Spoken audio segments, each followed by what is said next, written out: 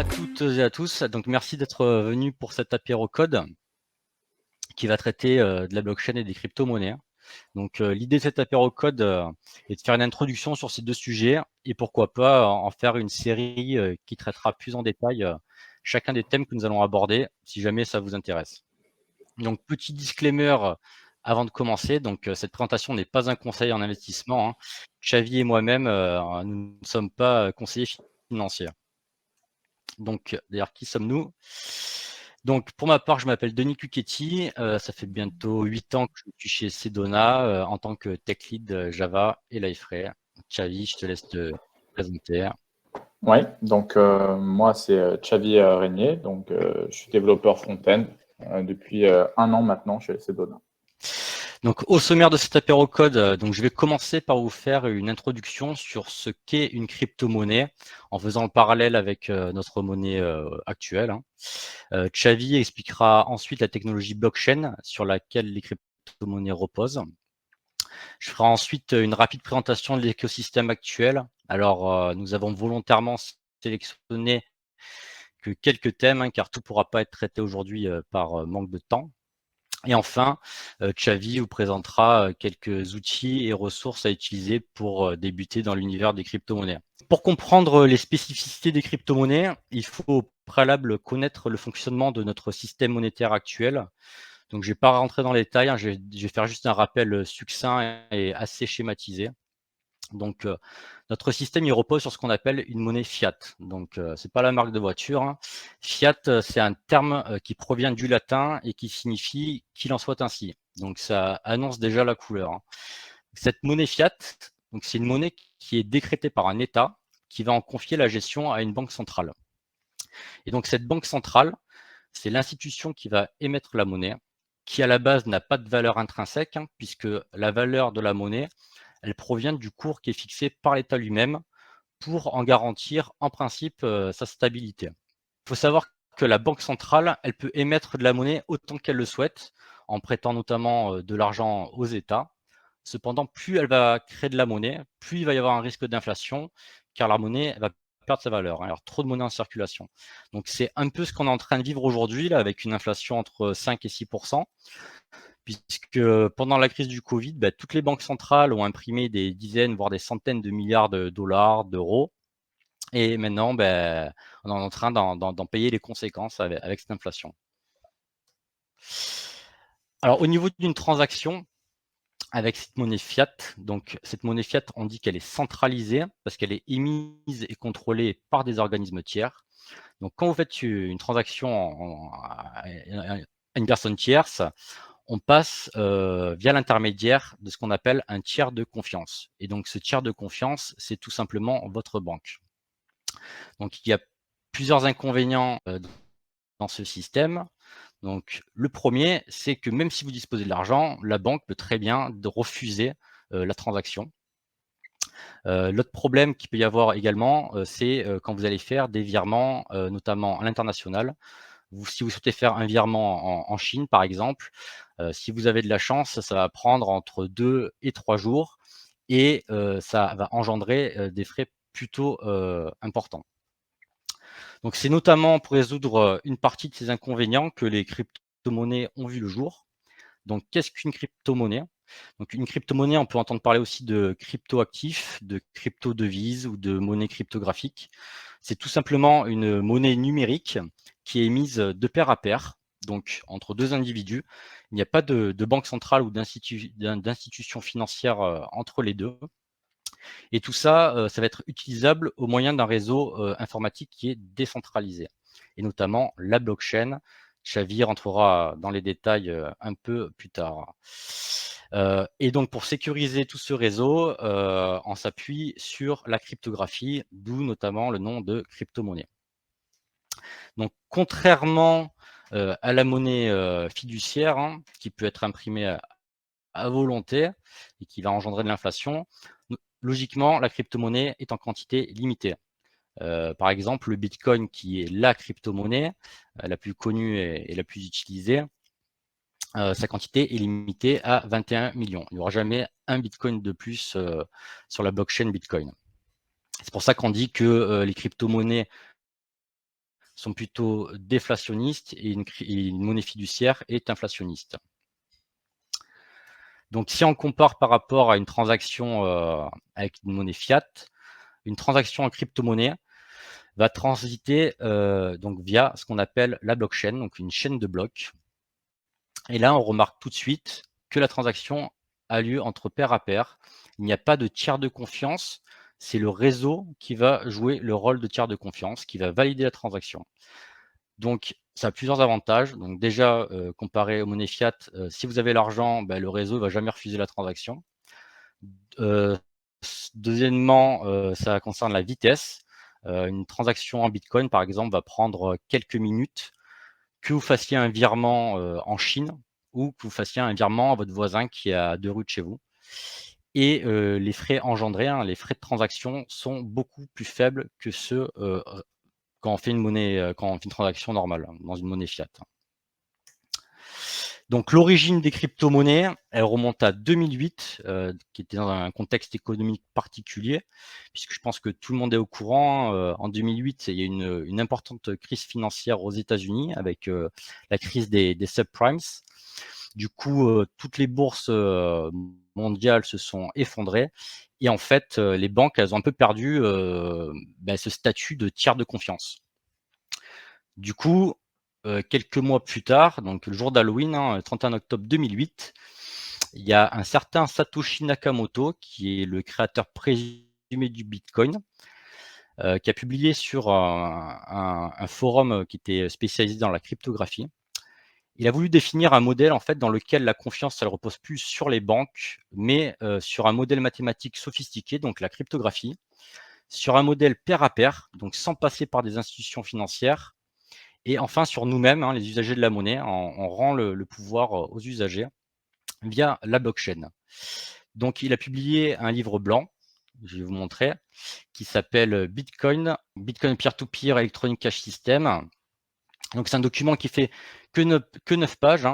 Et dans ce document, il va notamment expliquer le proof of work, donc la validation par la preuve de travail, comment ça va rendre les transactions inviolables. Alors, ce Satoshi Nakamoto, on ne sait pas qui c'est. Ça peut être une personne ou un groupe. Si c'est une personne, on ne sait pas si elle est encore en vie ou si elle est décédée. Et donc, le réseau Bitcoin, il a vu le jour début 2009 et la première transaction Bitcoin a eu lieu le 12 janvier 2009. Je vais passer maintenant la main à Xavi qui va vous expliquer ce qu'est la blockchain et comment ça fonctionne. Merci Denis pour cette petite introduction. Alors, la blockchain, pour beaucoup, ça constitue en fait la plus grande révolution depuis l'arrivée d'Internet. Il faut dire en fait que cette technologie, elle permet de faire en fait ce qu'Internet n'aura jamais été capable de réaliser, à savoir échanger de l'information de manière décentralisée, mais vraiment complètement décentralisée. Je m'explique. On n'a pas pu en fait se placer jusqu'à présent de plateformes qui faisaient office de tiers de confiance lorsqu'on a par exemple voulu envoyer de l'argent par Internet. Par exemple, quand on utilisait des services tels que les services bancaires classiques ou PayPal, il y a toujours un tiers, ou même échanger des services. On peut penser ici à Le Bon Coin, par exemple. Quel que soit le type d'échange, il y a toujours un intermédiaire. Eh bien, la blockchain, elle vient résoudre ce problème en rendant en fait caduque le besoin d'une personne tierce ou d'une entité tierce.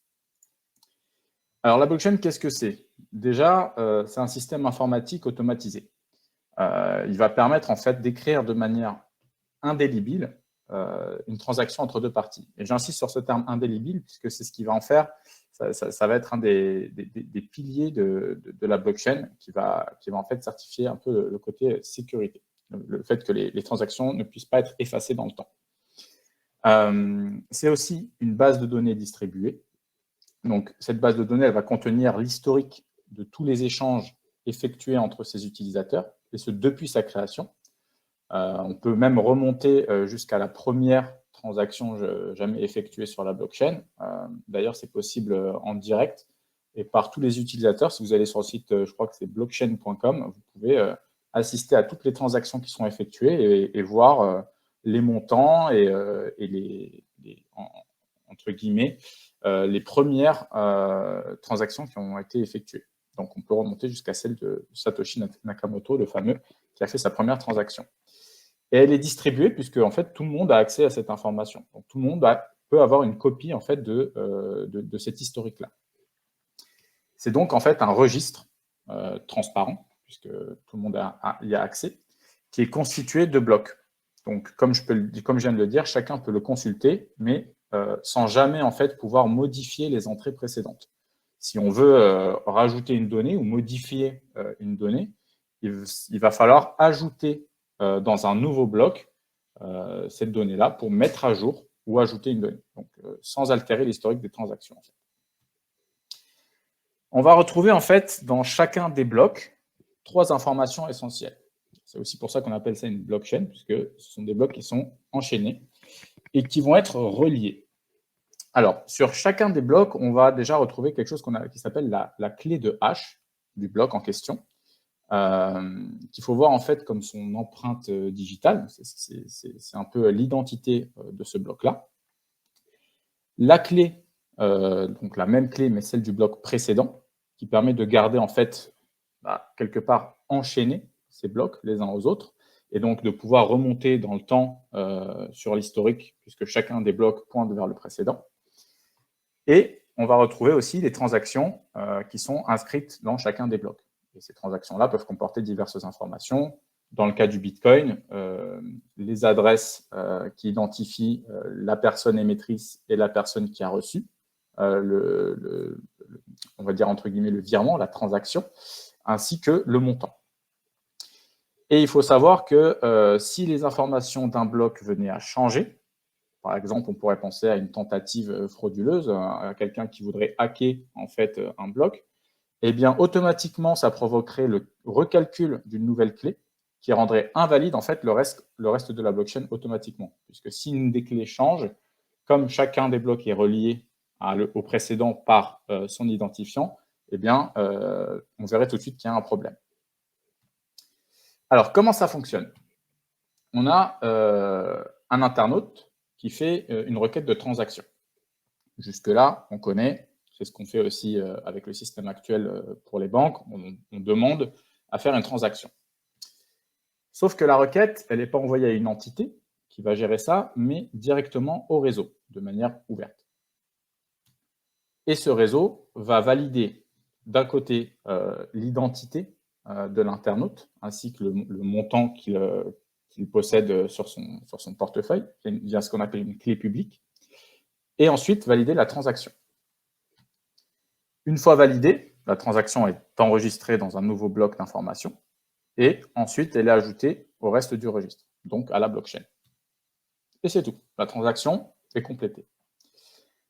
Et en fait, pour valider ces transactions, le réseau va s'appuyer sur ce qu'on appelle des mineurs.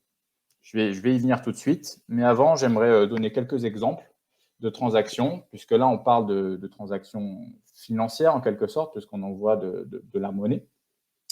Alors, pour le coup, elles ne sont pas fiduciaires, c'est de la monnaie cryptographique, mais on pourrait aussi bien faire transiter d'autres types d'informations, comme par exemple les informations médicales d'un patient, qui relèvent du secret médical, enregistrer un brevet ou... que sais-je, il y a vraiment beaucoup d'applications différentes. Donc, comme je le disais, pour valider les transactions, on fait appel à des mineurs. Alors, ces mineurs sont en fait les garants du bon fonctionnement du système, puisqu'ils participent non seulement à la validation des transactions, mais aussi à la création de nouveaux blocs et donc de nouvelles unités de crypto-monnaie. Pour la petite anecdote, actuellement, il y a environ 19 millions de bitcoins qui ont déjà été minés sur les 21 millions. Et en fait, les 2 millions restants vont être de plus en plus compliqués à miner. Je vais m'expliquer. En fait, théoriquement, tous les nœuds du réseau peuvent être des mineurs, et donc tous les mineurs peuvent valider des blocs. Quand je parle de nœud de réseau, en fait, c'est tout simplement un ordinateur. Il n'y a rien de compliqué. Mais dans les faits, la puissance de calcul, qui est aussi appelée le hash rate demandé, est telle qu'aujourd'hui, en fait, seulement soit des professionnels du secteur, soit des particuliers qui s'organisent sous forme de pool de mining, donc qui se regroupent, peuvent espérer obtenir la récompense. Parce que, oui, en fait, il y a une récompense à la clé, c'est un peu comme une compétition. Pardon. Donc, en fait, une fois la clé de hash calculée, le résultat est soumis à la validation du réseau qui pourra la valider. La puissance de calcul. Je viens d'évoquer le fait que c'est une compétition et que c'est soit des groupes de personnes, de particuliers qui s'organisent, soit des professionnels, puisqu'on peut le voir. À gauche, on a un ordinateur lambda. Alors, j'ai fait exprès de prendre un vieil ordinateur, hein, même si ça date de 2010. On avait quand même des ordinateurs un peu plus récents que ça. Et à droite, on a ce qu'on appelle une ferme de minage. Donc là, on peut voir qu'il y a quand même du gros matériel qui est essentiellement, en fait, qui ne fait que ça, qui a que pour objectif de miner du Bitcoin.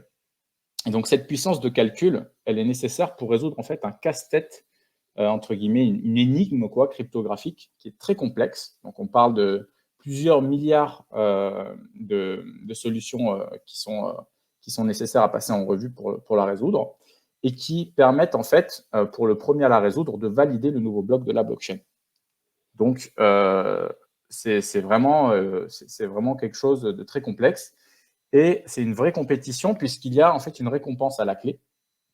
La personne, le nœud qui va valider en tout cas cette énigme et donc ajouter un nouveau bloc à la blockchain se verra rémunéré.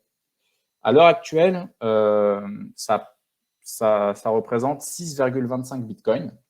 Donc, je pense qu'on est aux alentours de 30 000 $ pour un bitcoin. Pour 10 minutes de travail, entre guillemets, si vous gagnez la compétition, vous gagnez à peu près 200 000 $. Voilà. Ça fait rêver. Et en fait, en échange de leur puissance de calcul, ils ont cette rétribution de la part de la blockchain. Et en fait, ce calcul qu'on appelle proof of work, preuve de travail, est ce qui garantit en fait la sécurité de la blockchain, puisque c'est volontairement qu'on met un calcul qui prend environ 10 minutes à être résolu pour ne pas que des super ordinateurs puissent calculer toutes les clés en même temps de la blockchain et donc altérer le fonctionnement de la blockchain. Plus les ordinateurs deviennent puissants, plus les problèmes deviennent complexes pour garder justement ce temps de 10 minutes. Voilà, ça a été imposé par Satoshi Nakamoto au départ. En termes de coûts, parce qu'il y a aussi des coûts derrière ça et de rémunération, il faut savoir qu'au début, les coûts sont le prix des machines, puisqu'il y a déjà une partie hardware à prendre en compte. Il y a toute la partie matérielle à acheter, mais il y a aussi la partie consommation électrique qui est très élevée. D'ailleurs, j'ai pu vous montrer une ferme qui sont en général situées déjà dans des pays où il fait froid, type l'Islande, la Norvège, etc., pour pallier déjà au problème de climatisation. Parce que autant de machines dans une salle, vous vous doutez bien que ça doit bien chauffer. Mais aussi en termes de consommation électrique tout court, puisqu'il faut savoir que le minage de crypto-monnaies atteint en fait la consommation annuelle énergétique de l'Irlande. Donc, on est vraiment sur un ordre de grandeur assez élevé. Et la rémunération, en plus de tout ça, elle est divisée par 2 tous les 4 ans. Donc, c'est fait pour augmenter la rareté du Bitcoin. C'est ce qu'on appelle un halving. Et le prochain halving aura d'ailleurs lieu en 2024. Donc, ça, c'est un petit aparté. Mais en général, quand on approche de cette date-là, le prix des Bitcoins augmente drastiquement. C'est toujours pas un conseil financier en investissement, c'est juste une anecdote sur les performances passées. Et au départ, la récompense pour chaque bloc miné était de 50 bitcoins. Vous voyez, donc aujourd'hui, on est à 6,25 et en 2024, on va passer à 3,12,5. Voilà.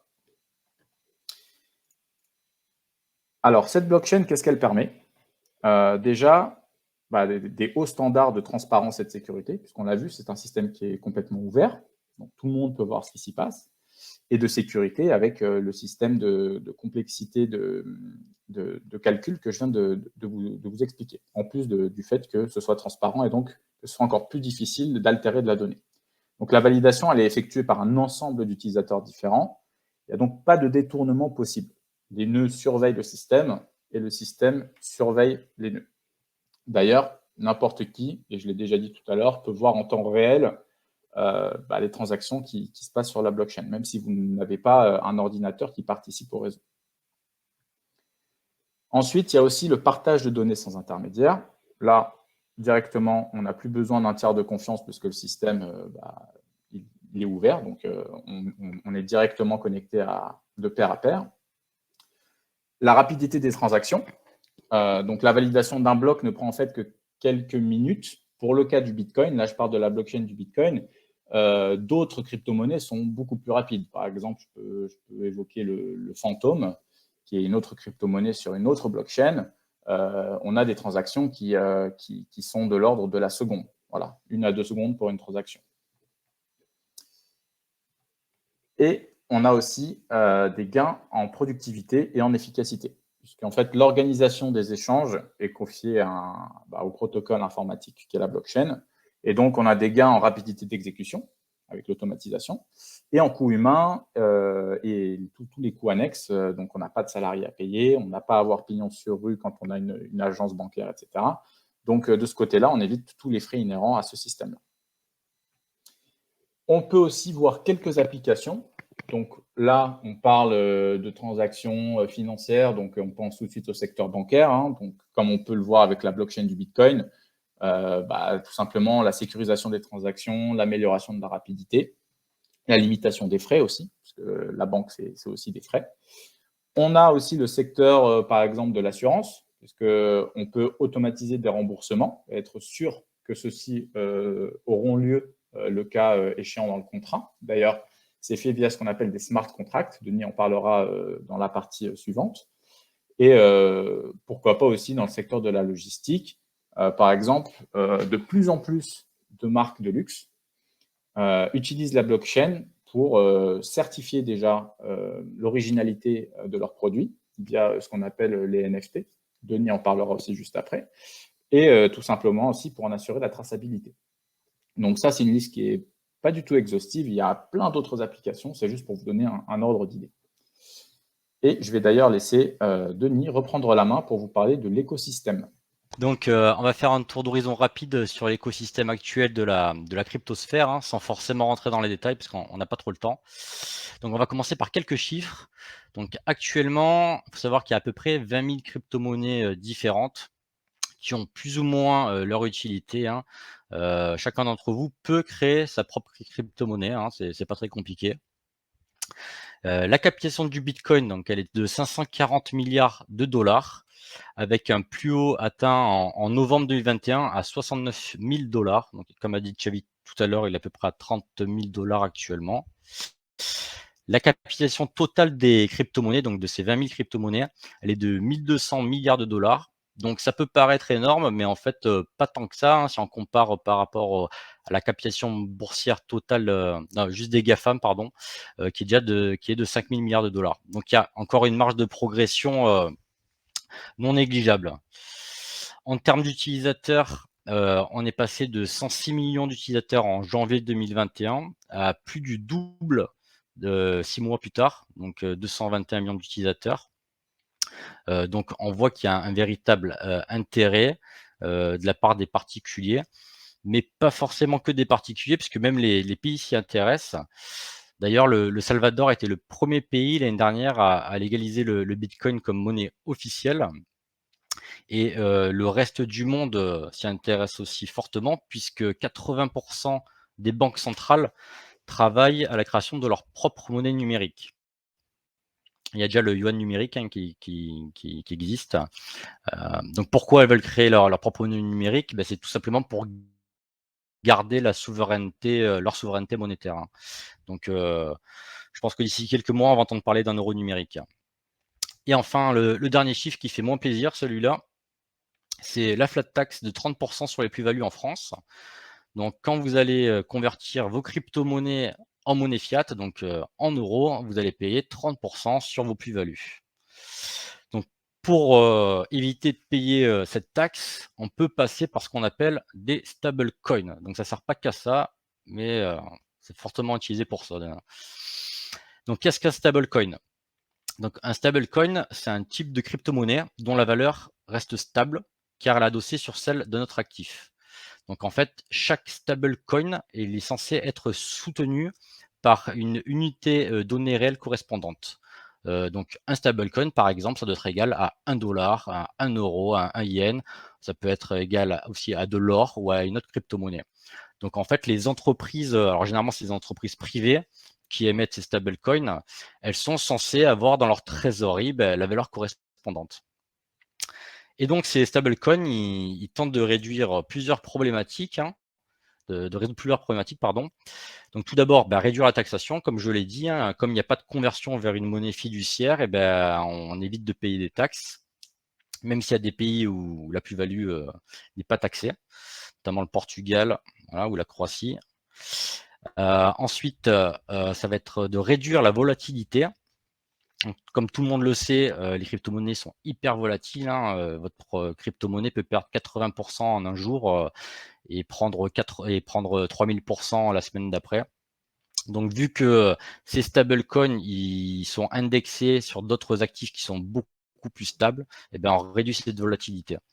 Et enfin, ça va permettre de réduire les frais de conversion, puisqu'ils vont éviter de convertir la crypto-monnaie vers une monnaie fiduciaire, et c'est plus coûteux que si on convertit une crypto vers une crypto. Donc, si on a peur qu'un cours baisse ou monte, on peut convertir sa crypto-monnaie en stablecoin. Comme ça, on est quand même plus tranquille, on est safe, on sait que ça ne va pas bouger. Donc, ces stablecoins les plus connus, on peut citer l'USDT de Tether, l'USDC, le BUSD, le DAI, et il y en a beaucoup d'autres. Et donc, ces stablecoins, ils sont notamment utilisés dans ce qu'on appelle la DeFi. Donc, la DeFi, c'est la finance décentralisée. Donc, en fait, il s'agit de plateformes qui sont décentralisées et qui vont vous permettre, un peu comme des banques, d'accéder à des services et des produits financiers sans passer par un tiers de confiance et sans discrimination, puisque ça va être de pair à pair. Il n'y a aucun organisme entre les deux. Et donc là, même pour des personnes qui sont hors du système bancaire, interdit bancaire, même si vous êtes vieux, malade, ce que vous voulez, vous pouvez quand même avoir accès à des prêts et des emprunts bancaires en crypto-monnaie. Vous allez pouvoir prendre une assurance pour assurer votre billet d'avion ou pour assurer vos crypto-monnaies. Et vous allez pouvoir aussi faire du trading, donc faire des échanges entre crypto-monnaies uniquement. Sur ces plateformes-là, on ne peut pas échanger de l'euro contre de la crypto et inversement. Donc, c'est un écosystème qui est encore assez jeune, puisque ça fait à peu près 2 ans qu'on en entend parler. Donc, c'est assez compliqué puisque ça touche à tout ce qui est relatif à la finance, donc c'est pas trivial. Donc, pour pallier à ça et attirer un peu les gens dessus, ils ont beaucoup utilisé la gamification du nom et des process pour simplifier leur utilisation. Donc, rien que dans les logos et dans les noms, vous allez voir. Donc, le logo qui est en haut à droite, c'est le logo d'Uniswap, cette licorne. Ensuite, là, vous avez SushiSwap et enfin PancakeSwap. Et donc, ça, c'est une plateforme DeFi qui est sur la blockchain de Binance, qui est un exchange. Xavi vous en parlera plus tard. Donc, il est sur la blockchain qui s'appelle la Binance Smart Chain et s'appelle PancakeSwap. Donc, je vais vous montrer à quoi ça ressemble rapidement. Hop. Donc, comme vous pouvez le voir, ça emprunte vraiment les codes des jeux vidéo. Et on remarque aussi qu'il n'y a aucun onglet pour s'inscrire ou pour se connecter, puisque comme je l'ai dit, c'est décentralisé, donc la plateforme ne possède pas vos informations. Donc, si vous voulez faire des échanges, acheter par exemple des NFT, etc., il va falloir connecter votre portefeuille numérique, donc en cliquant sur Connect Wallet. Et là, il y a différents types de portefeuilles numériques. Alors, moi, je vous conseille d'utiliser, c'est le plus connu, c'est MetaMask. Et donc, ça va être un portefeuille qui est intégré directement à votre navigateur. Hop, ça, c'est pour la petite aparté. Donc, on va passer maintenant aux smart contracts, donc qui sont notamment utilisés dans la DeFi. Donc, les smart contracts ou contrats intelligents en français. Donc, ce ne sont pas des contrats au sens juridique. Il n'y a aucune valeur juridique en France. Ce sont en fait des programmes informatiques qui vont s'exécuter sans l'intervention d'un tiers de confiance ou d'un être humain. Donc, ils sont autonomes. Ils vont être constitués de clauses, hein, c'est donc des conditions qui vont devoir être remplies pour que tout ou partie du contrat soit appliqué. Et donc, ces conditions, elles vont être définies par le programmateur, hein, du contrat. Et ce contrat, il va être inscrit de manière immuable dans la blockchain. Donc, on utilise notamment le langage de programmation orienté objet Solidity pour faire des smart contracts. Alors, j'ai pas encore essayé personnellement, hein. Donc, ils sont majoritairement utilisés sur la blockchain Ethereum, hein, qui est notre crypto-monnaie, notre blockchain qui a été créée en 2015 à cet effet par ce personnage, donc qui s'appelle Vitalik Buterin, un russe, et qui a des goûts vestimentaires particuliers, on va dire. Voilà. Donc ces smart contracts, ils forment la base de ce qu'on appelle les DApps ou applications décentralisées, puisque du coup, on va pouvoir exécuter des actions quand il va y avoir des événements extérieurs qui vont arriver. Donc, il va y avoir des applications infinies. On peut penser aux paris sportifs, aux assurances ou encore aux prêts bancaires. Donc, tout à l'heure, j'ai parlé des billets d'avion avec l'assurance. Là, on va bientôt partir en vacances cet été, hein. Donc, si vous prenez l'avion, en général, vous pouvez prendre une assurance. Si votre avion arrive en retard, vous allez aller au guichet de votre compagnie aérienne pour demander une réclamation. Ça va falloir fournir plein de papiers. Ça va prendre des semaines, voire des mois pour être remboursé. Là, si on imagine que l'aéroport est relié à une blockchain, et quand l'avion va atterrir avec 4 heures de retard, le smart contract il va se déclencher et vous allez recevoir instantanément le virement sur votre compte. Voilà, le remboursement. Donc on voit que c'est assez puissant. Autre sujet, les NFT. Donc NFT, c'est pour Non-Fungible Token ou jetons non fongibles en français. Donc ils ont été créés en 2017 et on en entend beaucoup parler depuis le début de l'année dernière. Et donc en fait, ces NFT, ils représentent un objet unique qui n'est pas interchangeable, comme une œuvre d'art par exemple. C'est pas parce que vous allez acheter un poster de la Joconde que vous pouvez dire que vous avez la Joconde chez vous, quoi. Ça n'aura pas la même valeur, hein. Donc ces NFT, ce sont des tokens donc, qui sont similaires à ceux qui sont utilisés dans les crypto-monnaies, mais leurs valeurs et leurs caractéristiques sont variées. Du coup, on ne peut pas les considérer comme une monnaie. Donc, ils peuvent être utilisés pour numériser toutes sortes d'informations et ils vont être enregistrés sur la blockchain, ce qui va vous permettre d'avoir la preuve que vous en êtes vraiment le propriétaire et que cet objet est unique. Donc, on va utiliser, initialement, voilà, ça a été créé sur la blockchain Ethereum. Et on va l'utiliser dans des domaines variés, donc notamment dans l'art. Donc là, je vous ai mis une petite image. Donc, ça s'appelle un CryptoPunk. Donc, il y en avait 9. Et donc, pour la petite anecdote, ce CryptoPunk qui a un masque chirurgical sur le nez, il a été vendu 11,8 millions de dollars. Voilà, une broutille. On va pouvoir aussi utiliser ces NFT dans les jeux vidéo, notamment. Donc, vous allez pouvoir acheter, par exemple, une épée que seul votre personnage va détenir. On va la retrouver dans ce qu'on appelle aussi, donc là, on n'a pas abordé ce sujet-là, mais dans tout ce qui est play to earn. Donc, ce sont des jeux vidéo où vous allez gagner de l'argent en jouant. Donc, ça va intéresser certaines personnes. Donc là, vous allez gagner des NFT que vous allez pouvoir revendre derrière. On va pouvoir utiliser ça aussi dans l'immobilier au travers donc les métaverses. Je vais en parler juste après. Et comme a dit Xavi tout à l'heure, pourquoi pas dans le luxe, hein, pour vraiment authentifier que c'est un original, hein, quand on n'a pas une contrefaçon. Donc il y a plusieurs sites qui permettent de créer et d'acheter facilement des NFT. Le plus connu, c'est OpenSea. Donc je vais pas vous le montrer aujourd'hui, vous pourrez aller voir si vous êtes intéressé, mais c'est très très simple, hein, il suffit d'uploader une image, vous allez payer quelques frais de transaction et ensuite vous pouvez le mettre à la vente et croiser les doigts pour que quelqu'un vous l'achète. Donc le métaverse, donc, qui est très lié au NFT. Donc littéralement, ça veut dire au-delà de l'univers. Donc en fait, c'est tout simplement un monde parallèle en 3D qui va être interactif et immersif, hein, dans lequel les utilisateurs ils peuvent vivre des expériences à travers ce qu'on appelle un avatar. Donc, c'est un personnage virtuel qui vous ressemble ou pas. Et ce métaverse, il va être notamment basé sur la blockchain et les NFT.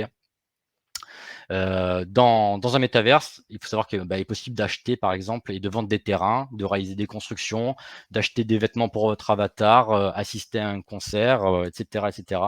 Et donc, du coup, tous ces produits virtuels, ils prennent la forme de NFT. Le concept de métaverse, il n'est pas nouveau, hein, parce que le tout premier métaverse, c'était le jeu Second Life. Je ne sais pas si vous avez déjà joué.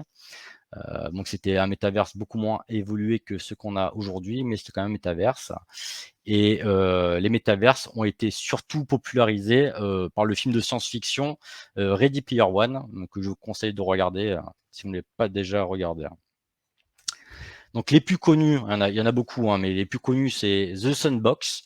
Donc c'est un métaverse qui a été créé en 2011 et son token, c'est le Sand.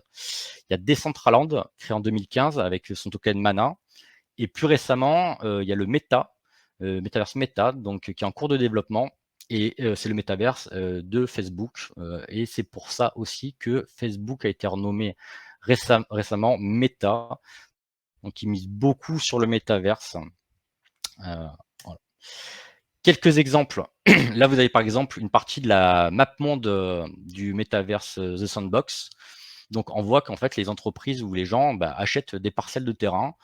Là, on voit bien Ubisoft. Hein. Et donc, c'est pour faire du marketing. Et après, ils font ce qu'ils veulent sur leur terrain. Ils peuvent construire des magasins ou autre, n'importe. Autre exemple, c'est dans le métaverse Decentraland où il y a pas mal d'événements. Donc là, récemment, il y a eu le Metaverse Fashion Week. Mais il y a aussi des concerts. Vous pouvez faire, il y a des ventes aux enchères. Voilà, il y a un peu de tout. Et les entreprises s'y intéressent de plus en plus. Là, dans Decentraland, on voit que Samsung a créé son magasin. Et alors, vous pouvez très bien voir les articles dans le métaverse, acheter votre télé dans le métaverse et aller les retirer dans le monde réel. Donc, c'est quand même assez fou. Et là, j'ai vu récemment que Carrefour faisait passer des entretiens d'embauche dans le métaverse. Donc, les métaverses, ils ont vraiment pris une accélération en 2021 avec le développement des nouvelles technologies de réalité augmentée et de réalité virtuelle, et surtout via les NFT. Donc, c'est un marché en pleine expansion. Hein. C'est un marché qui est estimé à 800 milliards de dollars en 2024. À titre de comparaison, le marché du jeu vidéo pèse environ 180 milliards de dollars en 2021. Donc, on comprend pourquoi Facebook s'y intéresse. Je vais maintenant passer la main à Xavi qui va vous présenter quelques outils pour débuter dans le monde des crypto-monnaies. Pour accéder à cet écosystème, il faut dans la plupart des cas, en fait, déjà posséder de la crypto-monnaie. Alors, pas tout le temps, parce que certaines applications de la blockchain seront intrinsèques à des entreprises, comme ça peut être le cas pour les marques de luxe que j'ai citées tout à l'heure, qui utilisent la blockchain en interne. Mais en tant que consommateur des applications de la blockchain, en tant que consommateur externe, vous aurez besoin d'avoir en fait de la crypto-monnaie pour échanger des services tout simplement ou les consommer. Et pour ce faire, en fait, il existe plusieurs possibilités pour en acquérir, parmi lesquelles, en fait, on va retrouver ici deux des plus connus. La première étant Binance, où en fait, on a la possibilité d'acheter ou de vendre les principales crypto-monnaies. Mais il y a aussi beaucoup d'autres fonctionnalités. Là, j'en ai mis quelques-unes, comme le stacking, qui peut être un peu considéré comme de l'épargne. Vous bloquez une certaine quantité de vos cryptos et vous recevez en fait des intérêts dessus. Les NFT dont a parlé Denis tout à l'heure. Vous avez même un service qui est proposé de carte bancaire pour payer directement avec vos crypto-monnaies et bien d'autres services. Voilà, vous avez des launchpads qui permettent de participer à la création de projets. Voilà, c'est vraiment très complet. Et les frais, ils sont relativement faibles. Et sinon, vous avez aussi Coinbase, qui est un peu plus facile à prendre en main pour les débutants, qui a une interface vraiment simple et adaptée en plus au smartphone. Et les frais, ils sont un peu plus élevés par contre. Alors bien sûr, ce n'est pas du tout une liste exhaustive là encore. Ce ne sont que des exemples. Vous avez d'autres plateformes en ligne, comme ça peut être le cas pour d'autres qui sont connus, Kraken, CoinTiger, et j'en passe, il y en a vraiment des dizaines. Et vous pouvez aussi, sinon, puisque ça reste un système de pair à pair, si vous connaissez quelqu'un qui a des bitcoins, en échanger directement. Tout ce qu'il vous faut, c'est une adresse. Et d'ailleurs, cette adresse, comment l'obtenir?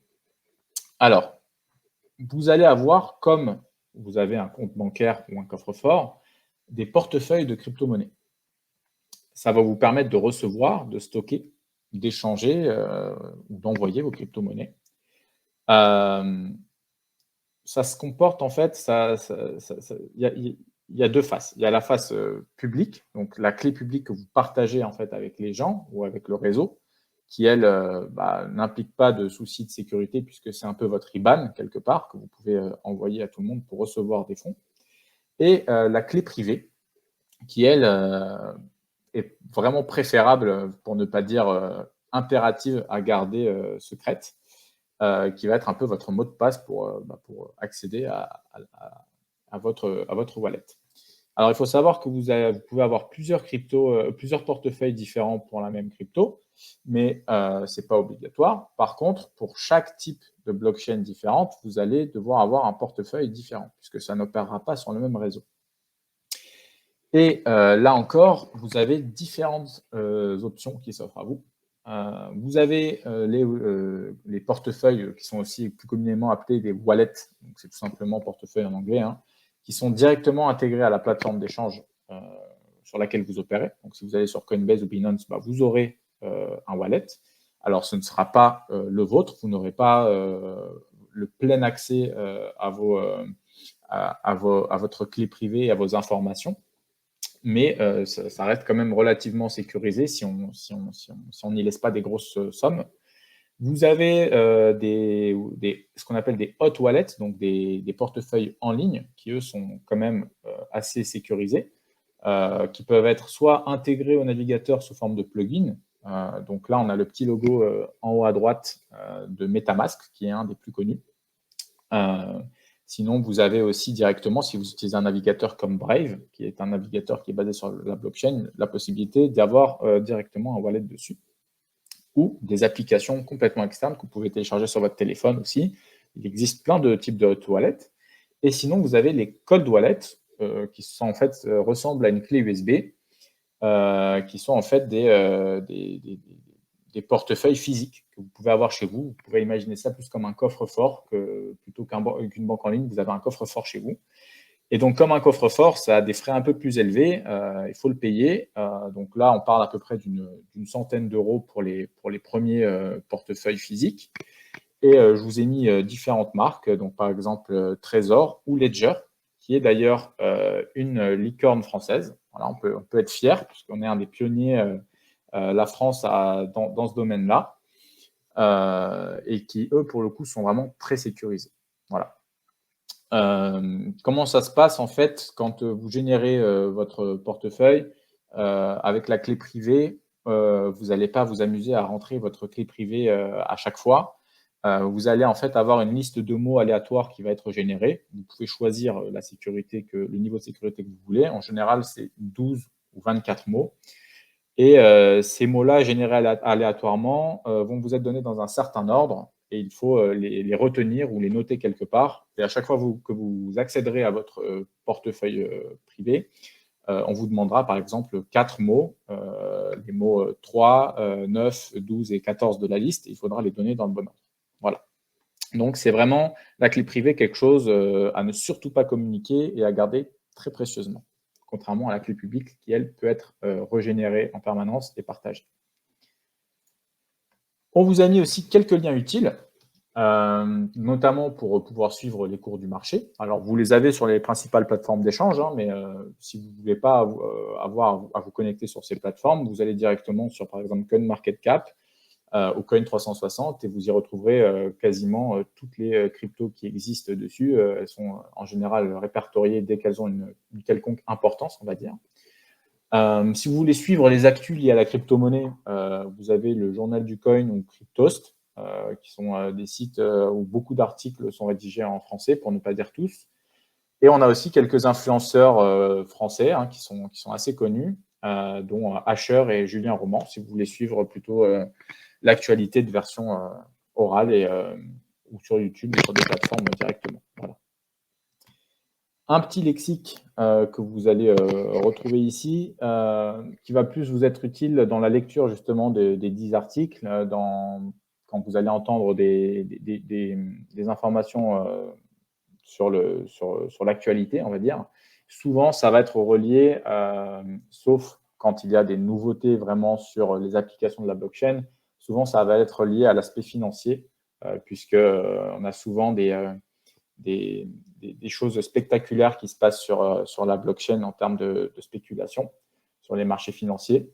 Donc quelques-uns que vous allez retrouver comme le bull market, qui est un marché à tendance haussière, le fait de hold, qui veut dire que en gros il faut garder vos crypto-monnaies quoi qu'il arrive et ne pas céder à la tentation de faire des transactions spéculatives, puisque si vous êtes un vrai adepte des crypto-monnaies, vous ne faites pas ça pour l'argent normalement, et bien d'autres que vous retrouvez sur la diapo.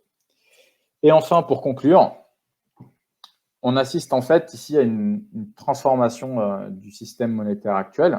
Alors, cette transformation, on est encore loin de l'avoir terminée, hein. On en est qu'au balbutiement, mais on voit que déjà des États s'y intéressent. On a notamment parlé du Salvador, de la Chine aussi, peut-être l'euro qui va décider d'y passer d'ici quelques années. Et tout simplement, en fait, pourquoi ils s'y intéressent? Pour ne pas perdre le contrôle sur les échanges monétaires. Parce que si tout le monde commence à adopter un système alternatif, les États et les banques centrales risquent de se retrouver sur le carreau. Donc, il y a un réel intérêt croissant, notamment chez les particuliers et les entreprises qui investissent de plus en plus dans les crypto-monnaies. On en a parlé au début, tous les ans, de plus en plus de gens soit en prennent connaissance, soit y investissent dans la crypto. Et sinon, les entreprises, de plus en plus aussi, basent leurs applications sur ce que propose la blockchain ou les différentes blockchains, puisque là, on a parlé un peu de celle du Bitcoin, qui est la principale et la plus connue, mais il y a encore pléthore de blockchains différentes avec des applications différentes. Et de plus, les gens ont de moins en moins confiance dans le système bancaire actuel. On se demande pourquoi, quand on voit l'inflation qu'on se prend en ce moment et toutes les possibilités qui sont laissées entre les mains de si peu de personnes. Donc, en fait, ça fait qu'on a un écosystème qui est en pleine expansion. Et en fait, il ne se passe pas une semaine sans qu'on entende parler de nouvelles fonctionnalités pour une blockchain, pour un projet qui sort. Et ça, c'est vraiment bien parce que ça nous rajoute vraiment des possibilités à l'horizon court, moyen terme de faire des choses qui sont vraiment utiles au-delà de l'aspect spéculatif. Comme on a pu le voir avec les NFT, tout à l'heure j'ai parlé de la logistique avec le luxe, etc. C'est des choses qui sont réellement utilisables dans la vie de tous les jours. Et en fait, on se dirige lentement mais sûrement, on a déjà un pied dedans, vers un Internet complètement décentralisé. Donc, les termes qu'on utilise souvent, c'est plutôt le Web 3.0. Petite piqûre de rappel, le Web 1, c'était quand on pouvait que lire, consommer l'information, donc à l'époque des blogs, des choses comme ça. Le Web 2, c'est la lecture et l'écriture, donc ce qu'on connaît depuis quelques années avec les réseaux sociaux, tout simplement les applications aussi qu'on retrouve sur le web, etc. Et le Web 3.0, en fait, ça va être surtout la liberté de monétiser ses propres données perso. Aujourd'hui, on est sur Google, on fait une recherche, il y a du marketing derrière, nos données sont utilisées pour enrichir des groupes, des multinationales. YouTube, par exemple, le fait, Instagram, on connaît tout ça. Et bien demain, et même déjà aujourd'hui, j'ai envie de dire, c'est déjà le cas. C'est pas encore à ce niveau-là, on n'est pas encore au niveau de la notoriété des grosses multinationales, mais c'est déjà possible de monétiser en fait ses propres données personnelles sans pour autant les vendre à un tiers gratuitement. Donc je m'explique, vous allez sur le navigateur Brave dont j'ai parlé tout à l'heure, vos données perso, vous choisissez ou pas de regarder de la pub, et si vous choisissez d'en regarder, la monnaie que vous allez générer, elle vous appartient en fait. Et vous pouvez choisir de rémunérer tel ou tel contenu, de la garder pour vous.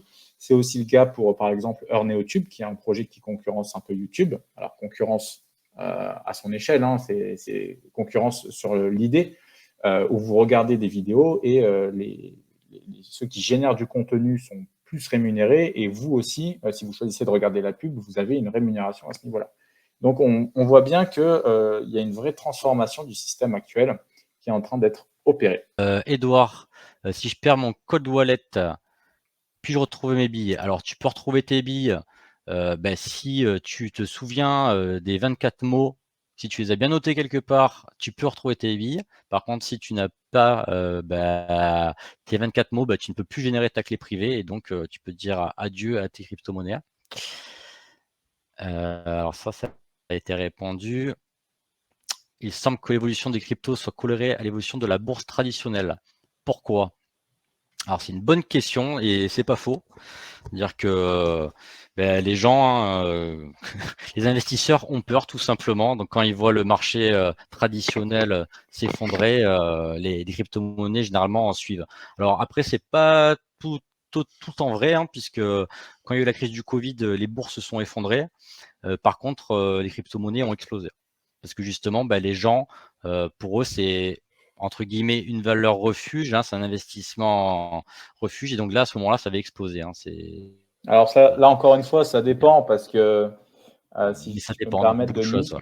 parce que déjà, on voit que c'est plus corrélé aux compagnies de la tech en général que la bourse en général. Donc, on a pu le voir quand Netflix a perdu énormément récemment en bourse. Ça a eu un impact sur la crypto. Donc, c'est quand même assez corrélé avec le marché de la tech en général. Et il ne faut pas oublier que c'est quand même, même s'il y a plein de nouveautés, plein d'applications qui sont super, les entreprises qui développent là-dessus, ça reste quand même un marché qui est très spéculatif et beaucoup de gens viennent acheter des cryptos juste pour un intérêt financier et pas du tout pour porter en fait les idées et la philosophie qu'il y a derrière la blockchain. Donc, ce qui fait que parfois on se retrouve avec des bulles financières qui sont créées artificiellement, sans réel appui derrière. Et c'est ce que je disais tout à l'heure, les vrais passionnés ne revendent pas dès qu'il y a une bulle leur crypto-monnaie, puisqu'en général, c'est pour soutenir des projets. Et donc, c'est plus pour avoir une vision long-termiste. Donc, il y a plusieurs facteurs et ça peut être corrélé comme dans des cas comme ne pas l'être dans certains autres cas. Tac, tac, tac. Donc, apparemment, il n'y a pas d'autres questions. Je m'attendais à une question de savoir si on était déjà multimillionnaire, mais on ne serait pas là sinon. J'ai déjà répondu pour toi tout à l'heure dans le chat. Ah, d'accord. Très bien. Quand tu as parlé de la capitalisation d'Apple. Il ne nous reste plus qu'à vous remercier du coup. Merci d'être pour venu. votre attention. Voilà, merci pour votre attention et puis à bientôt. N'hésitez pas à nous dire si le sujet des crypto-monnaies vous intéresse, on pourra peut-être approfondir les thèmes qu'on a abordés. Merci beaucoup d'avoir suivi cette présentation.